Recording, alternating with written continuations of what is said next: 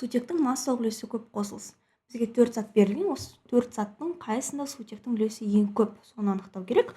Ол үшін бізге осы 4 заттың химиялық формуласын білу керек.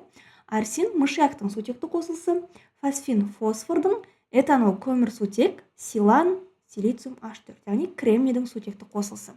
Енді сутектің массалық үлесін анықтау үшін бізге мынандай формула қажет болады, яғни сутектің салыстырмалы атомдық массасын қанша атом, яғни сол қосылыстың құрамында қанша атом бар екеніне көбейтіп, оны жалпы қосылыстың молекулалық массасына бөлеміз.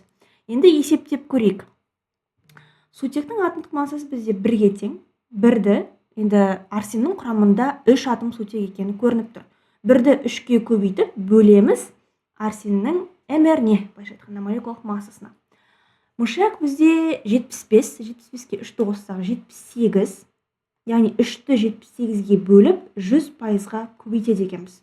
Сонда есептейік, 3 бөлу 78 көбейту 100. 3-те 84. 3-те 8% дейік. Енді дәл осылай фосфиннің құрамындағы сутектің үлесін табайық. 1 көбейту 3, бұл жерде де 3 атом. Бөлеміз 34-ке.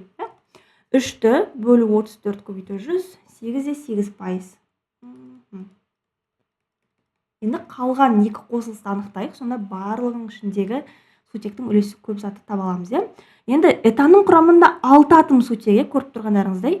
Сондықтан сутектің айыры бізде 1-ге тең. Көбейтеміз 6-ға, бөлеміз этанның молекулалық массасына. Көміртек 12, 12-ні 2-ге көбейтсек 24, 24-ге 6-ны қоссақ 30.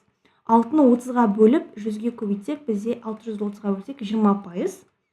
Келесі силанның құрамындағы сутектің үлесін анықтау қалды. Сутек бізде 4 атом бұл жерде. 1-ді көбейтеміз 4-ге, бөлеміз силанның молекулалық массасы 32-ге. Көбейтеміз 100%-ға. Сонда 400 бөлу 32. 12-де 5. 12-де 5%. Қай заттың құрамында сутектің үлесі көп, оқушылар? Міне 20% көрініп тұр, этан екен. Жауабы С нұсқасында орналасқан.